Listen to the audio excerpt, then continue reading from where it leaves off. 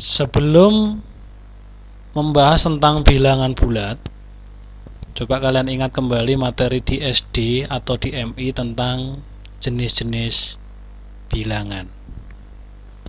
Yang pertama, tentunya kalian tidak asing dengan bilangan ganjil. Terdiri dari 1, 3, 5, 7, dan seterusnya. Kemudian ada lagi yang namanya bilangan genap.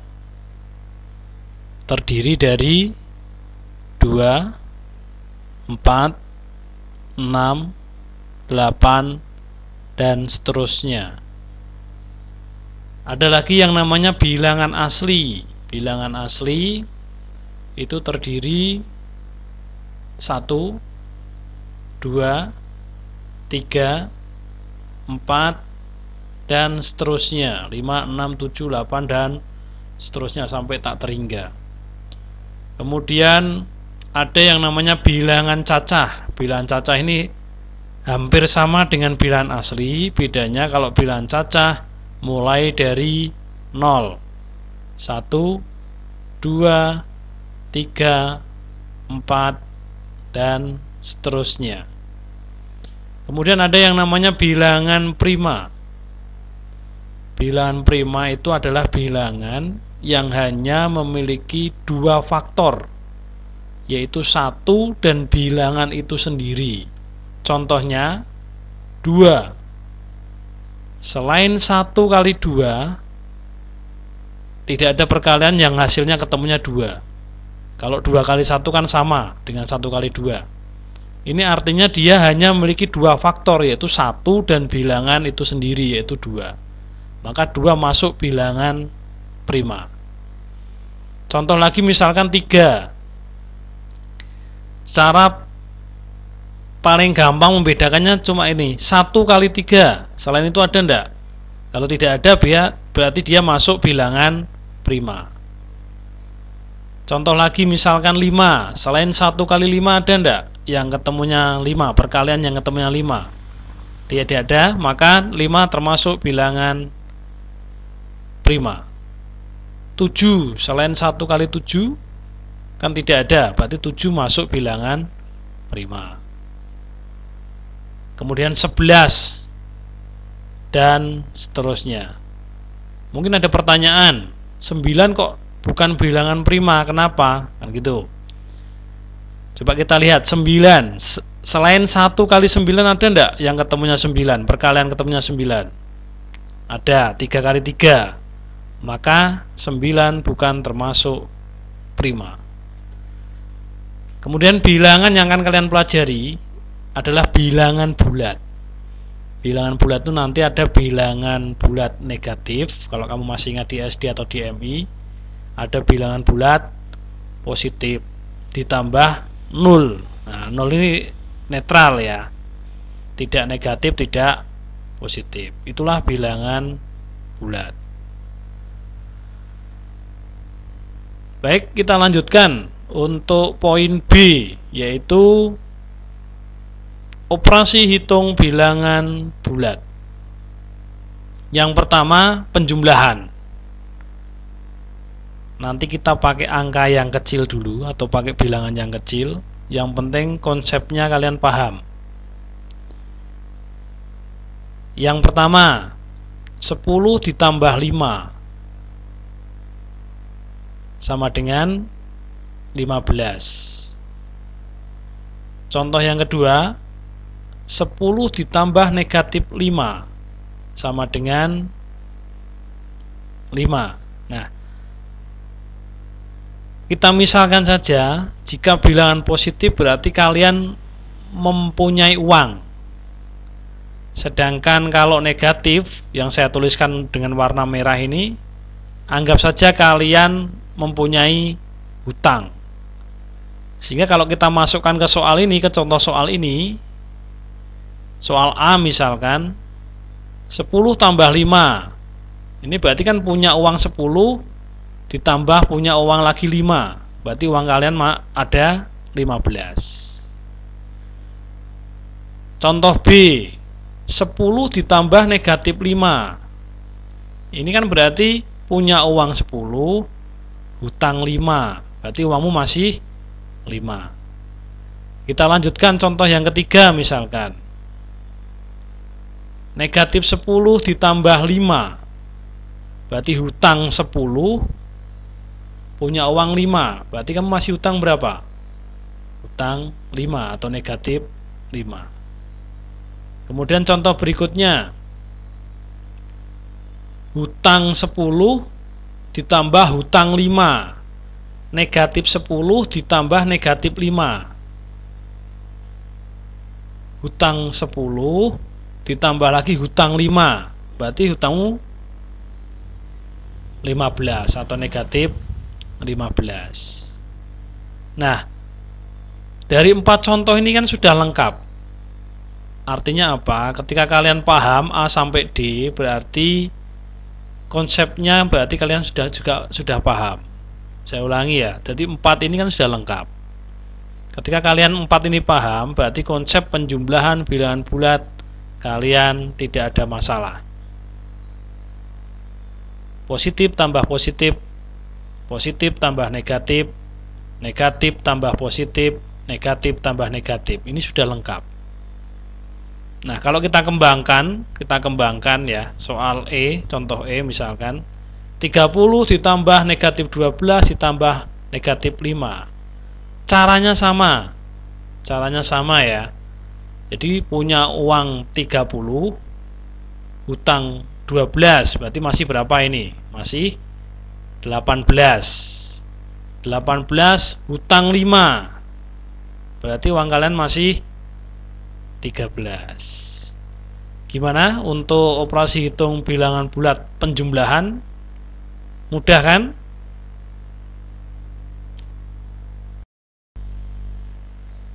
Baik. Sekarang kita lanjutkan yang kedua, yaitu operasi hitung bilangan bulat pengurangan.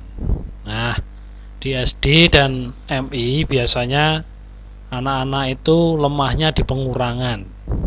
Paling sering salah di pengurangan. Coba nanti kita pelajari bersama-sama ya, bagaimana caranya supaya tidak terjebak dengan soal-soal pengurangan. Saya yakin kalau penjumlahan tadi kalian sudah paham. Kemudian perkalian, pembagian itu lebih mudah, cenderung lebih mudah. Biasanya memang di pengurangan, kelemahannya di pengurangan. Nah, coba kita pelajari saja. Misalkan ya, kita beri contoh yang A, 10 dikurangi 5. Nah, cara yang paling mudah biar tidak terjebak, tanda pengurangan ini otomatis ikut angka di belakangnya. Saya ulangi ya, tanda pengurangan ini ikut angka atau bilangan yang di belakang ini. Nah, ini ikut ini. Nah, cara bacanya nanti berarti seperti tadi, seperti penjumlahan. Berarti punya uang 10, hutang 5. Nah, berarti uangmu masih 5. Contoh lagi.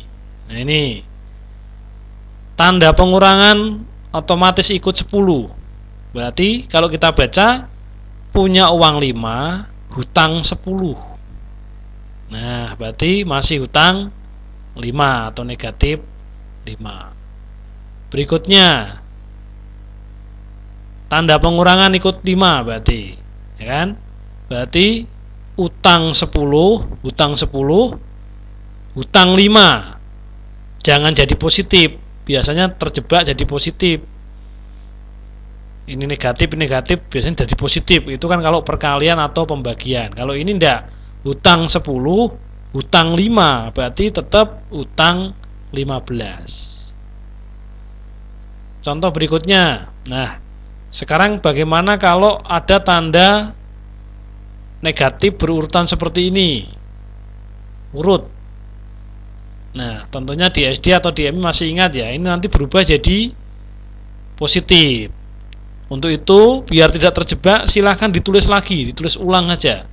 Berarti 10.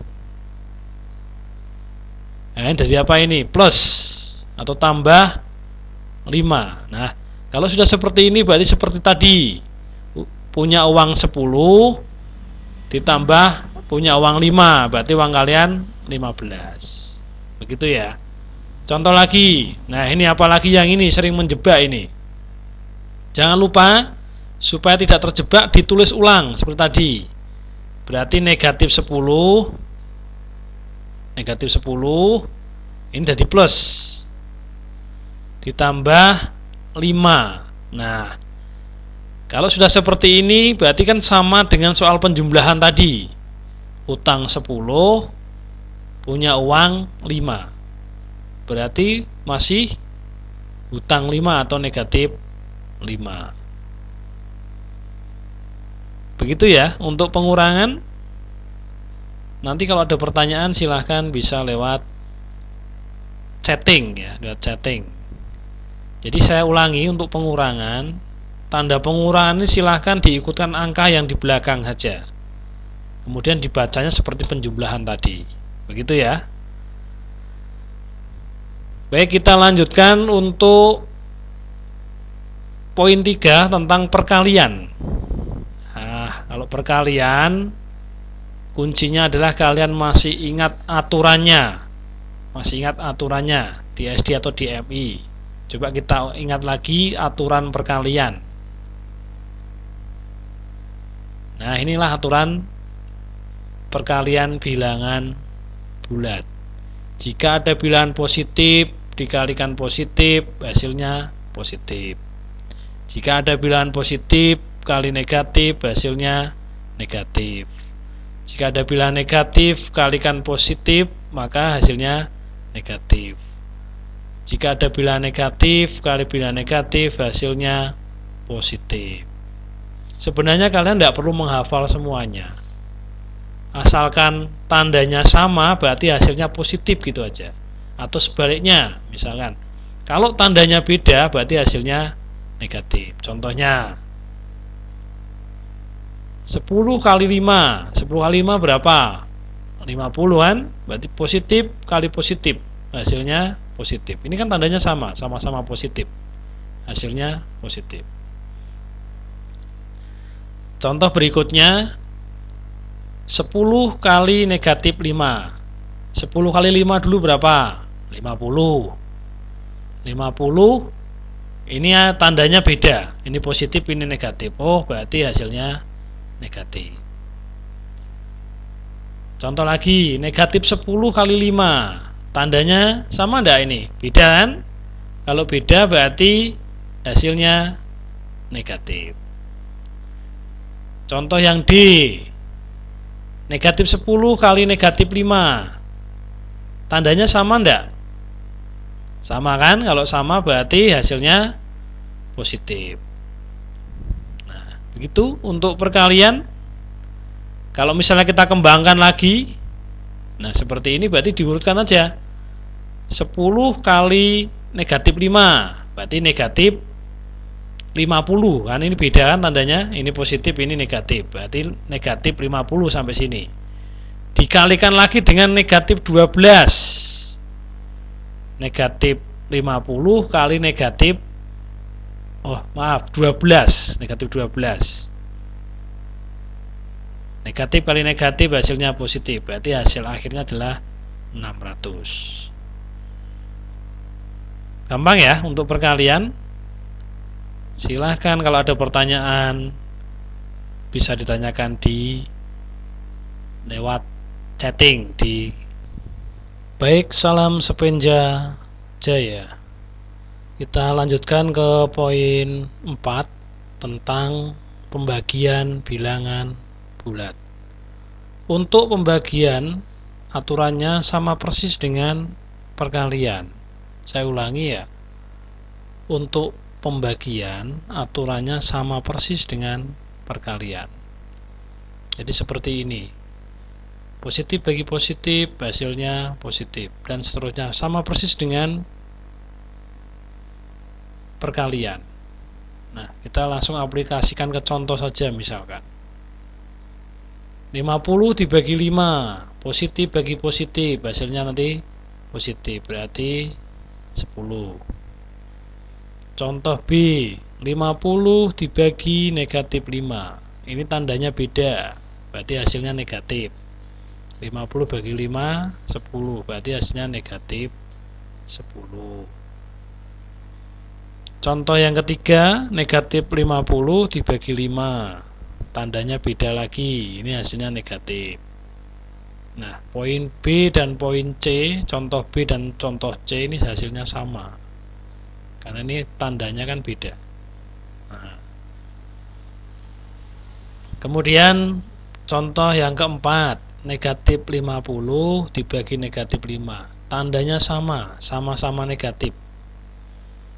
Nah, tadi di perkalian kan sama, kalau sama seperti hasilnya positif. Nah, kalau kalian A sampai D ini paham, berarti artinya konsep pembagian kalian tidak ada masalah.